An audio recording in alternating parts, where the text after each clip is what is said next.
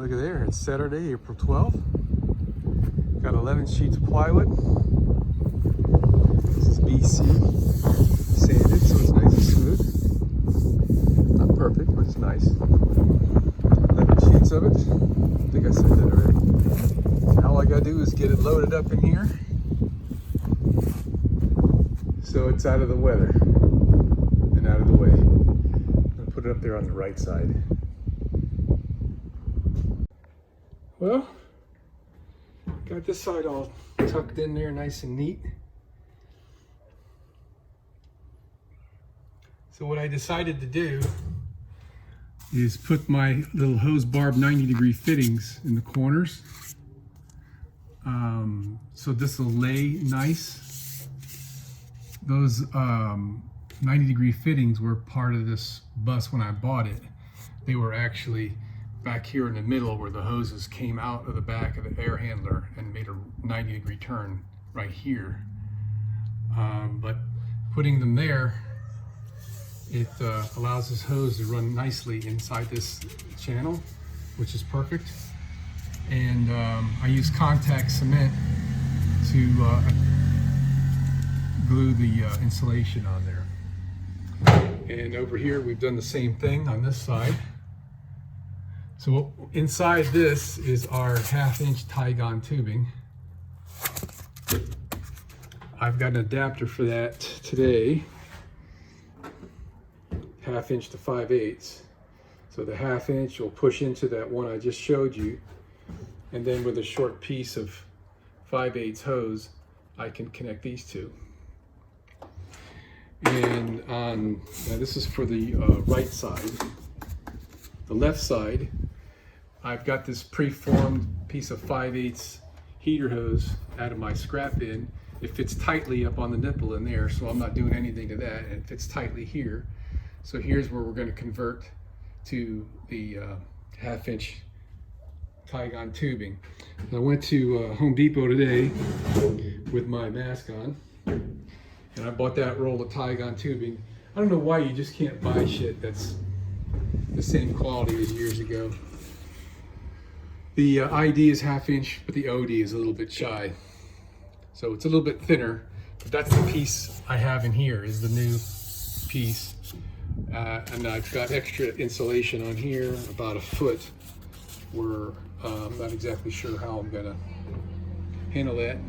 So I think I'm at the point where I'm gonna put my support piece on the back, that thing, and tighten her up and hang the air conditioner and start to hook it up, man. Oh, yesterday I was hooking up that piece, which I thought was going to reach from this terminal block to the left side of the air conditioner where the electrical connections are, excepting that the connections are on the right side of the air conditioner as you're looking at it. So this piece is not long enough. Plus this is 12 gauge, and the terminals in there are really made for 16 gauge. So it was kind of tough to get these things in there. I like soldering my terminations for those kind of connectors anyway. These guys here, you just stick the wire in and tighten the screw. Well, anyway, last night I remembered that this air conditioner came with this wire, and I had it on the shelf. It's a 4-conductor wire, which is what I should have bought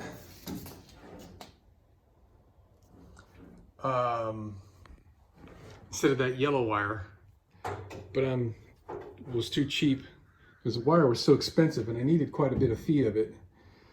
So I just ended up buying a 3-conductor extension cord. So what's in that is the line, neutral, and the signal cable. I left an extra terminal for the ground here if I ever decide I want to upgrade this cable to 4-conductor, or if I find that I have to have a ground between the air conditioner, air handler, and the compressor unit. I started to run this wire here as a ground. I found out it was about 3 feet too short. So I'm just gonna not do that for now. But the air handler will be ready. All I'll have to do is upgrade this wire here, or get a different wire, or lengthen this. I don't really like what I'm doing here, having a free wire. I mean, it's just a ground wire between the two units, but you know, we'll see if I can live with that. So let me go ahead and make some progress, get that thing hung, and then see if I can get the air conditioner hung and see how all these things are lining up. And then I'll have to purge these lines out. I don't have nitrogen, but I do have tons of R134, and I got some R12.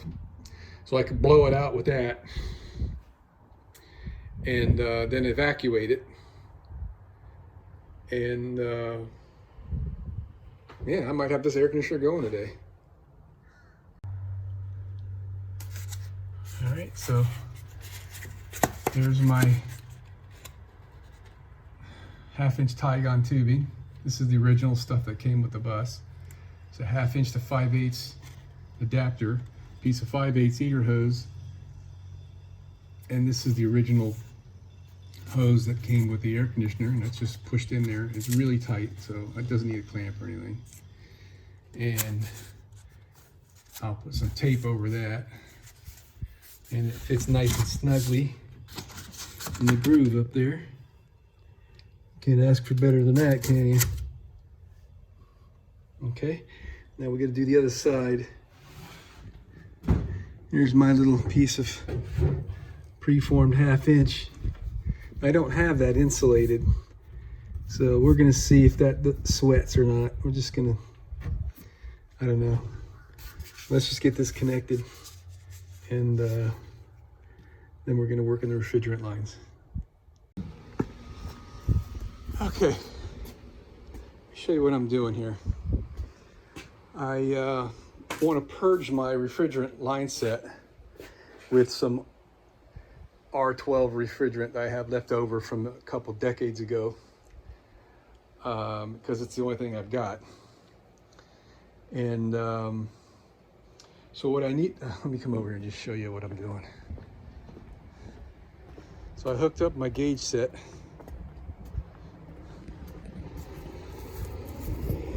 All right, and I've got this little filter right here. That's an inline liquid fuel refrigerant filter. I'm only using it because it's 1/4-inch thread on both ends, so I can connect my line set right there to my gauge. So what I did is I just hand tightened those together, and then I opened the valve on this guy, and I purged out the high side line with the refrigerant. Just blew it out, okay, for about 30 seconds or so. And I'll do it again here in a minute. But now I'm going to go hook the high side up on the air conditioner. So all we're getting is just vapor out of that, right? I'm going to hook the high side line on the air handler, and then the low side on the air handler. And I'm going to purge again, and I'm going to be blowing gas through the low side line, through the expansion valve and all that good stuff, evaporator, and then out the low side line. And I'm going to let that purge for 30 seconds or a minute or so. And then I'll know that I've blown out any kind of crud and contaminants that might be in there. And then I'll seal it up. I'll evacuate it completely. And then we'll open the lines on the compressor unit. And I might not have to add any 410 because the length of my line set is longer than the original. But we're gonna run it and see what happens. If I do, then I'll lean on one of my relatives who's an AC guy, because I don't have any 410 refrigerant. All right, we're just getting started here. This is the back of the air handler side of the mini split. And I took this seal cap off of here. And sorry for the focus here, but there was a whole bunch of pressure that was escaping out of there. So that's a good sign that that thing has got no leaks. So what we're doing now is I'm going to hook up the low side and the high side here. Here's the high side is a little one, low side's a big one. And I'm going to use this refrigerant gasket thread sealant and assembly lube. I'm going to put a light film on the surface where the flare seals, just to give it a little bit of extra help to make sure we don't have any leaks. All right, that was a snap, man. That was really easy. This stuff is just like, I don't know, gooey snot. Yeah, maybe I can show you.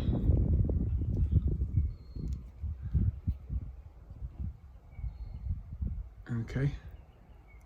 And it's real high viscosity kind of stuff, kind of like STP or something. And I imagine it sets up a little bit. It says that it doesn't ever harden completely anyway.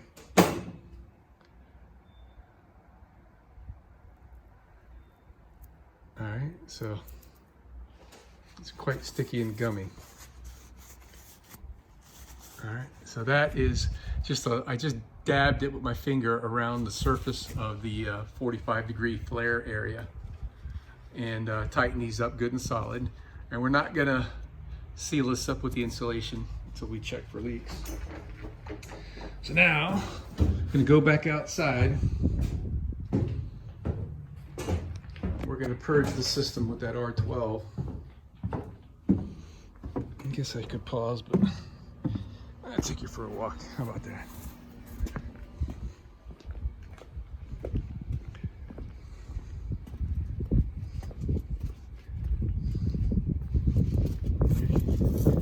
So tank is open, valves are open. I open this low side line. All right, we're purging.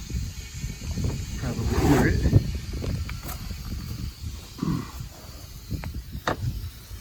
So what's going on here?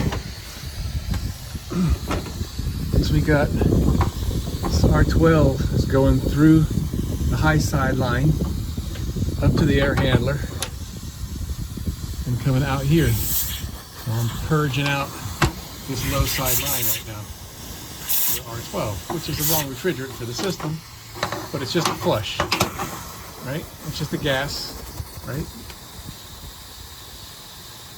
And what we're doing is the pores of the metal are supposedly, yeah, I'm not an AC guy, okay? But the pores of the metal can absorb contaminants and oxygen and whatever. So this is helping to purge that out of there. So next what we're going to do, we're going to hook this low side line up to here and use that gooey stuff again. Tighten that up nice and tight. And then we can connect our service fitting onto here and we can purge the other way if we want to. I don't think it's necessary. I don't think I'll do that. I don't know if reverse flow might hurt something in the air handler. I don't know. But anyway, let me go get that thread sealant stuff and hook all this up. All right, we're all tight and hooked up. And I got my charging line on there. And I opened the valve up on the tank and I'm getting, what is that, about 60 pounds? Tank's a little bit cold from purging. So what we're gonna do now, we're gonna go and check for leaks. I've got a halogen leak detector. We'll give that a try. It's old, I don't know if it's any damn good, but we'll try that first. And if we get a negative with that, then we'll do some soap bubbles just to be a backup. I don't know, even, it's in there somewhere. It's a little black case. Gosh, I don't even see it. So the search is on. Yeah. Man, I always take the batteries out of my stuff. And to the point that it's annoying because I'm always taking them out and putting them back in again. But the last time I used this thing, I didn't take the batteries out. And look what I went and did. Not only are the batteries dead, I guess it's not too bad. I can clean it up.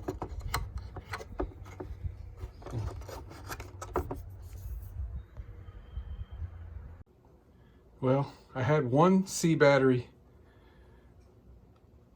and we jammed a AA in there and it's working. So let's go check for leaks. Well, my halogen leak detector is a piece of crap. It doesn't work. So we did the soap test and we got no leaks. I just purged out all the pressure of the remaining R12 that was in there. And now we're gonna evacuate. Got my vacuum pump hooked on. Okay. Box open. Blue open. And we're evacuating.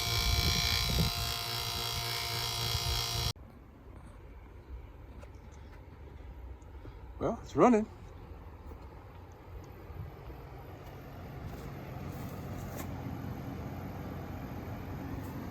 Blowing some warm air out here. I got it set to 70 on the inside. We'll see how well it cools. Got to eat dinner right now. So I'm here at the front of the bus. I can't hear it. I hear the air conditioner from my house, but I don't hear the air conditioner from there. Amazingly quiet. It's only 9,000 BTUs. So, I mean, the intent was that would cool off just the bedroom and be as efficient as possible for running a small generator. The living area kind of doesn't have an air conditioner yet anyway.